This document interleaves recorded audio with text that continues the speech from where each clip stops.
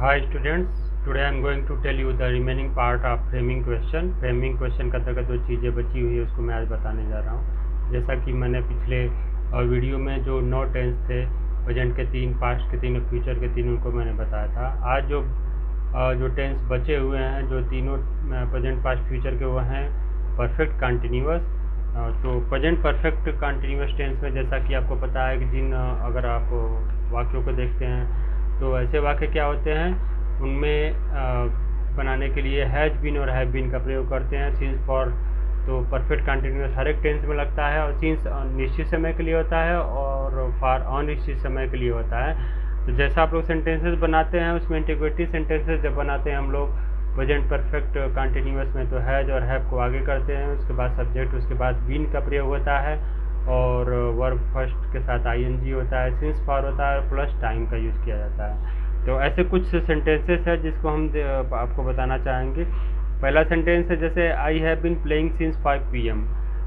ये सेंटेंस है, तो इसको अगर हमको क्या करना है, अगर क्वेश्चन इंटरोगेटिव सेंटेंस बनाना है तो क्या करेंगे, have I been playing since 5 PM। Have आगे आ जाएगा, आई और बीन उसके बाद हो जाएगा। नेक्स्ट सेंटेंस है they have not been chasing him for 3 years। तो इसमें भी क्या करेंगे, हैव पहले आ जाएगा, have they not been chasing him for 3 years। Next sentence है Tajveer has been cutting wood logs for 6 hours।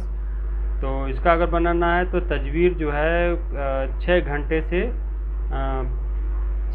से Tajveer has been cutting wood logs for 6 hours, यानी तजवीर 6 घंटे से क्या कर रहा है, क्या काट रहा है, वुड लॉग्स है ना, तो वुड लॉग्स काट रहा है। तो इसका अगर बनाना है तो what has Tajveer been cutting for 6 hours, यानी तजवीर जो है 6 घंटे से क्या काट रहा है। इसका जब इंटरोगेटिव सेंटेंस बनाएंगे तो ऐसे बनाएंगे, I have been dancing since 9:30 AM। तो have I been dancing since 9:30 AM। ठीक है, हैव आगे आ गया, आई और बीन उसके बाद लग गया। ऐसे ही नेक्स्ट सेंटेंस है जो टेंस है पास्ट का, पास्ट परफेक्ट कंटिन्यूअस टेंस। तो जैसा आपको पता है कि पास्ट परफेक्ट कंटिन्यूअस में हैड बीन का यूज़ करते हैं, बाकी रूल वही होता है जो प्रेजेंट परफेक्ट कंटिन्यूअस में था। वर्ब का first form ING, since for use करते हैं इसमें भी। तो इसके एग्जांपल जो हैं कुछ, जैसे आपका है Sheela had been cutting paper sheet since 3 PM। तो has Sheela been cutting paper sheets 3 PM, ऐसा सेंटेंस बन जाता है। We had not been playing in orchid ground for 3 hours। इसका अगर बनाना है तो where had we not been playing for 3 hours, यानी इसमें कह रहा है कि ऑर्चिड ग्राउंड में हम लोग जो है 3 घंटे से खेल रहे थे। ठीक है, तो हम लोग 3 घंटे से कहाँ खेल रहे थे। ठीक है, ऐसा। तो where had we not been playing for 3 hours, ऐसे क्वेश्चन बन जाएगा। She had been weeping since morning, और इसका बनाना है तो had she been weeping since morning. Next है he had not been running for 15 minutes। तो had he not been running for 15 minutes। तो ये आपके कुछ क्वेश्चन हमने फ्रेम कर दिए।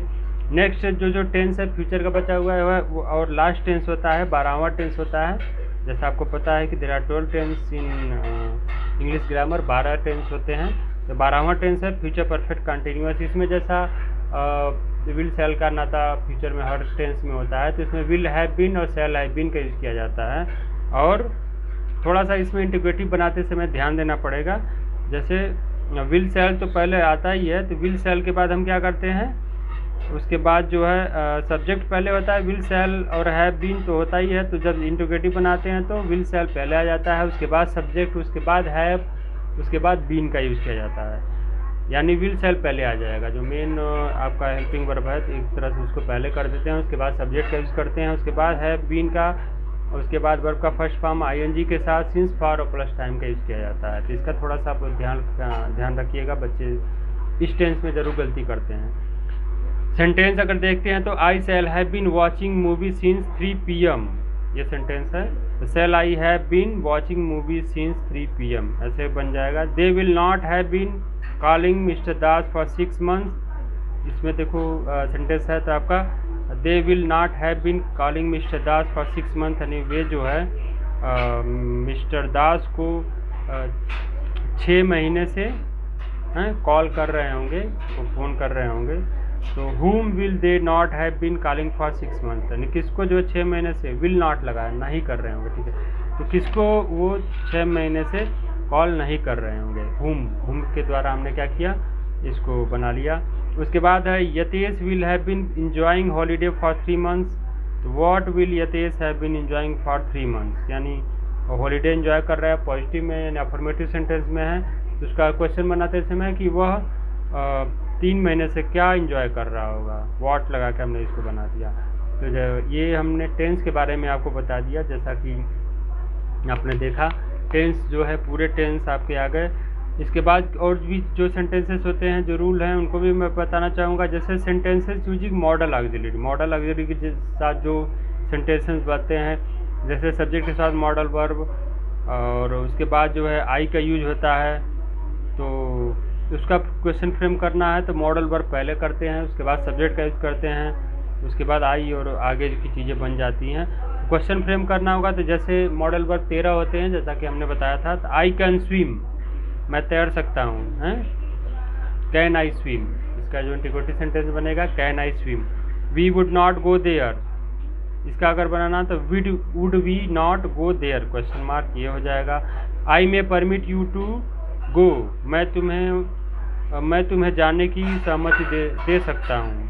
तो इसका अगर बनाना होगा तो who may I permit to go, हैं, किसको मैं सहमति देता हूँ, यू जैसा अफर्मेटिव में है तो उसमें मैं तुम्हें किसको मैं सहमति देता हूँ, परमिट करता हूँ। We should respect our elders, should we respect our elders, ये कुछ एग्जाम्पल आपके थे किसके, मॉडल वर्ब वाले, ठीक है, समझ में आया होगा आपको। इसके बाद नेक्स्ट है पैसिव वॉइस। पैसिव वॉइस में जैसा कि आप लोग एक्टिव वॉइस जो टेंस होते हैं 12, उसको आपने पढ़ा, उसमें कुछ 8 टेंस होते हैं जिनका क्या करते हैं, पैसिव बनता है।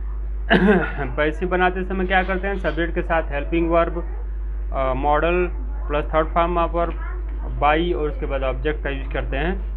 तो फ्रेमिंग क्वेश्चन करते समय क्या करते हैं, क्वेश्चन वर्ड पहले हो जाएगा या हेल्पिंग वर्ब आ जाएगा पहले, subject third form of verb by plus object करते हैं, तो ऐसे बनता है। तो ऐसे कुछ एग्जांपल्स हम बताना चाहेंगे आपको कि जैसे apples were eaten by Mohan, ठीक है, तो were apples eaten by Mohan, या आसानी से बन जाएगा।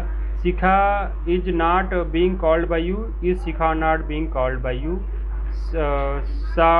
सारी has been presented a teacher by her student, to whom has Sari been presented by students. I will be tortured by Rahul, will I be tortured by Rahul. तो ये क्या हो गया आपका, कुछ एग्जाम्पल्स हो गए आपके पैसिव वॉइस में। पैसिव वॉइस में भी हमने बता दिया कि कैसे क्वेश्चन फ्रेम किया जाता है। अब framing question by using question tags, question tag का यूज़ करके भी क्या किया जाता है, जो कुछ सेंटेंसेस बनाए जाते हैं। तो attack question is a special construction English, tag question जो होता है इंग्लिश में जो है एक स्पेशल कंस्ट्रक्शन होता है। It is a statement followed by mini question, तो ये कुछ जो मिनी क्वेश्चन है उन्हीं से इनको, यानी 1-2 शब्द ही बोलते हैं तो क्या होता है, पूरा क्वेश्चन हो जाता है, बन जाता है। तो ऐसे टैग क्वेश्चन किया जाता है। इसका मतलब होता है या तो इज़ दैट राइट, क्या यह सही है, अथवा डू यू एग्री, क्या आप इससे सहमत हैं। They are very common in English, ये इंग्लिश में बहुत ही कॉमन है।